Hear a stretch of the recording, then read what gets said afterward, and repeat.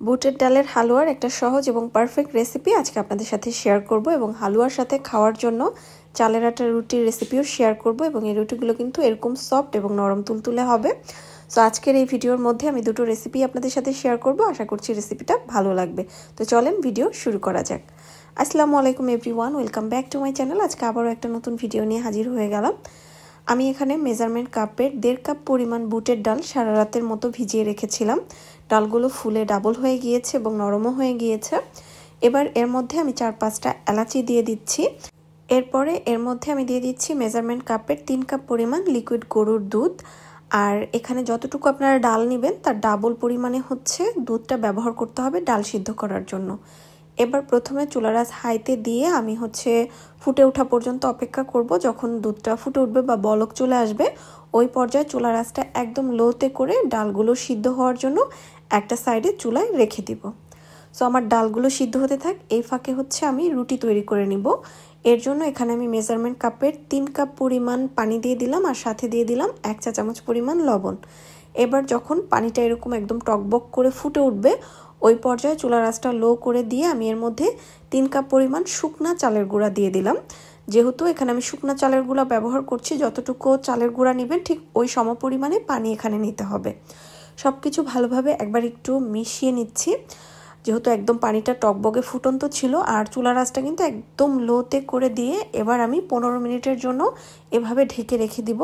এতে করে আমার আটাটা একদম পারফেক্টলি সিদ্ধ হয়ে যাবে। সো 15 মিনিট পরে আমি ঢাকনাটা খুলে নিচ্ছি এবং হাতে নিয়ে এভাবে একটু দলা পাকিয়ে নিচ্ছি। দেখেন খুব সহজে এটা একটা কাইতে পরিণত হয়ে যাচ্ছে।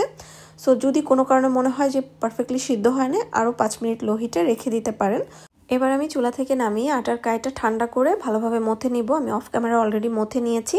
চেষ্টা করবেন হাত দিয়ে ধরার মতো ঠান্ডা হলেই এটা মথে নেওয়ার জন্য, মানে একটু গরম গরম থাকা অবস্থায় মথে নিলে খুব স্মুথলি মথে নেওয়া যায়। এখন আমি রুটি তৈরি করে নিব। রুটি তৈরি করাটা আসলে প্র্যাকটিসের ব্যাপার, তৈরি করতে করতে একটা সময় গিয়ে পারফেক্টলি গোল হবে। সো আমি এখানে যতটুকু সম্ভব পাতলা করে একটা রুটি বেলে নিচ্ছি, কারণ চালের আটা রুটি একটু পাতলা করে বেলে নিলেই কিন্তু রুটিটা খেতে বেশি ভালো লাগে। এখন আমি রুটিগুলো ছেঁকে নিব। তো রুটি ছেঁকার জন্য সবার প্রথমে যেটা করবেন, তাওয়াটাকে খুব ভালোভাবে গরম করে নিতে হবে।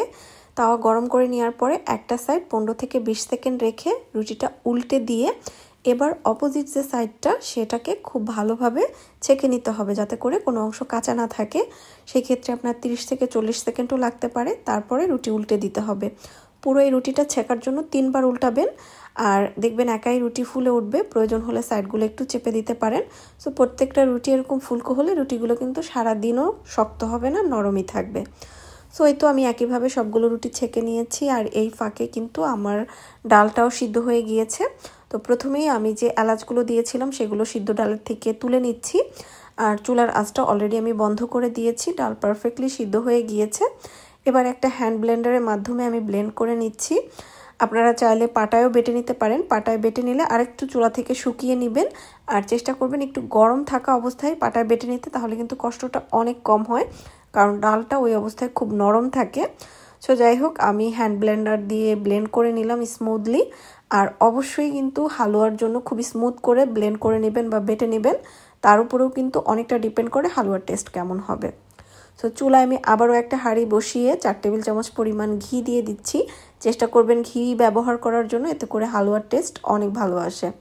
ঘির মধ্যে ব্লেন্ড করা ডালের পেস্ট দিয়ে এবার প্রথমেই আমি 4-5 মিনিটের মতো একটু নাড়াচাড়া করে নিচ্ছি। নাড়াচাড়া করে নেওয়ার পরে এবার এর মধ্যে আমি দিয়ে দিচ্ছি 1.25 কাপ পরিমাণ চিনি। 1.5 কাপ ডালের জন্য 1.25 কাপ চিনি ব্যবহার করছি, তবে মিষ্টিটা আপনারা যে যার পছন্দ মতো ব্যবহার করতে পারবেন। আর হালুয়া তৈরি করার সময় চেষ্টা করবেন একটা ছড়ানো হাঁড়ি ব্যবহার করার জন্য, এতে করে হালুয়াটা খুব দ্রুত টেনে যায়। তো এখন এর মধ্যে আমি কয়েক ফোঁটা ফুড কালার ব্যবহার করছি। এটা অপশনাল, জাস্ট দেখার সৌন্দর্যের জন্য ব্যবহার করছি। কেউ দিতে না চাইলে না দিলেও হবে, কোনো সমস্যা নেই। সব কিছু মিশিয়ে নেওয়ার পরে মোটামুটি যখন থকথকে হয়ে আসবে ওই পর্যায়ে 1/2 কাপ পরিমাণ গুঁড়া দুধ দিয়ে দিচ্ছি। গুঁড়া দুধটা অবশ্যই ব্যবহার করবেন, কোনোভাবেই স্কিপ করা যাবে না। গুঁড়া দুধটা দেওয়ার কারণে হালুয়ার টেস্টটা অনেক ভালো আসবে। সো অবশ্যই গুঁড়া দুধটা ব্যবহার করতে হবে। এখন আসলে মূলত অনবরত নাড়াচাড়া করতে হবে আর এই জন্যই একটা ছড়ানো হাঁড়ি নিলে কিন্তু খুব সুবিধা হয়, দ্রুতই কাজটা হয়ে যায়। সো আস্তে আস্তে দেখবেন অনেকটাই হালুয়া টেনে আসবে। তো নামানোর আগ মুহূর্তে আমি এর মধ্যে 1 টেবিল চামচ পরিমাণ ঘি দিয়ে দিচ্ছি। ঘিটা দেওয়ার কারণে ঘির ফ্লেভারটাও হালুয়াতে খুবই স্ট্রংলি পাওয়া যাবে, পাশাপাশি প্যানের গাটাও দেখবেন সুন্দরলি স্মুথলি ছেড়ে আসছে। সো হালুয়া এর থেকে আমি আর টাইট করব না, কারণ ঠান্ডা হয়ে গেলে এটা আরও অনেকটাই শক্ত হয়ে যাবে। সো আমার হালুয়া একদম রেডি, এবার আমি চুলা থেকে নামিয়ে নেব। আজকের হালুয়ার শেপ দেওয়ার জন্য আমি ব্যবহার করছি এই ধরনের একটা ডাইস। এই ডাইসটা আমি হচ্ছে শেন বা টিমু যে কোনো এক জায়গা থেকে কিনেছি, 2 জায়গাতেই পাওয়া যায়। আপনারা যারা দেশের বাইরে থাকেন খুব ইজিলি এটা কিনতে পারবেন, আর বাংলাদেশেও বিভিন্ন পেজে দেখি আজকাল বিক্রি করে। সো আমি এই ডাইসগুলোর মধ্যে সামান্য একটু ঘি প্রথমেই ব্রাশ করে নিচ্ছি, যাতে করে কোনো কারণে হালুয়াটা আটকে না থাকে। এবার আমি এর মধ্যে হালুয়ার কিছুটা অংশ নিয়ে প্রথমে একটু হাত দিয়ে চেপে চেপে বসিয়ে দিয়ে উপরে আরেকটা ডাইসের অংশ দিয়ে চাপ দিয়ে দিচ্ছি। এতে করে দুটো সাইডেই সুন্দর ডিজাইন আসবে। আর হালুয়াটা হাত দিয়ে ধরার মতো যখন ঠান্ডা হবে ওই অবস্থায় ডিজাইনগুলো করে ফেলবেন, এতে করে ডিজাইনগুলো খুব পারফেক্টলি ফুটে ওঠে। সো দেখতেই পাচ্ছেন কত সুন্দর একটা ডিজাইন হয়ে গেল। খুবই সিম্পল একটা ডিজাইন, বাট দেখতে খুবই কিউট লাগছে কিন্তু। সো এই ডাইসটা তো আমার খুবই পছন্দের।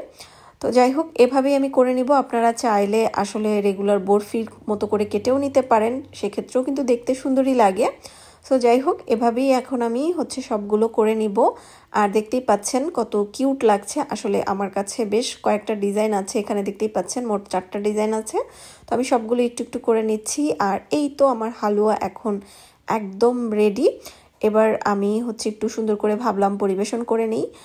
আসলে এই হালুয়া আর রুটি দেখলে সবারই মনে হয় যে ছোটোবেলার কথা মনে পড়ে যায়, কারণ আমাদের সময়টা যখন আমরা ছোট ছিলাম তখন একটা ট্রেডিশনই ছিল, শবে বরাতে সবার বাড়িতে হালুয়া রুটি হতো, সবাই সবার বাড়ির হালুয়া রুটি একজন আরেকজনের সাথে ভাগাভাগি করে খাইতো। সো ওই সময়গুলোর কথা, সত্যি কথা, আমি জাস্ট যখনই তৈরি করি না কেন আমার ওই সময়ের কথাগুলো মনে পড়ে যায়। সো ওই স্মৃতিগুলো আসলেই অনেক মধুর ছিল। আমি আপনাদেরকে একটা ভেঙে দেখাচ্ছি, দেখেন খুবই সফট হয়েছে, ভিতরে কোনো লাম্পস নেই, আর খেতে অসম্ভব মজার। আপনারা তৈরি করে দেখতে পারেন হুবহু রেসিপি ফলো করে, তাহলে বুঝতে পারবেন। আর রুটিগুলো দেখেন এখনও স্টিল কতটা সফট আছে। সো রুটিগুলো যদি সুন্দর মতো তৈরি করা হয় তাহলে কিন্তু একদমই শক্ত হয় না। সো আজকের রুটি খাবো হচ্ছে আমি হাঁসের মাংস দিয়েই। হাঁসের মাংস বাংলাদেশ থেকে আনা। সো বাংলাদেশ থেকে আনা হাঁসের মাংস দিয়ে হচ্ছে চালের আটার রুটি, আর সাথে বুটের ডালের হালুয়া, আর কি লাগে বলেন। তো যাই হোক, আমি খেতে খেতে বিদায় নিচ্ছি। আপনারা যেতে যেতে ভিডিওটা ভালো লাগলে লাইক দিয়ে দিবেন এবং শেয়ার করে দিবেন। আশা করছি আপনাদের কাছে ভিডিওটা ভালো লেগেছে এবং কাজে লাগবে। আজকে বিদায় নিচ্ছি, আল্লাহ হাফেজ।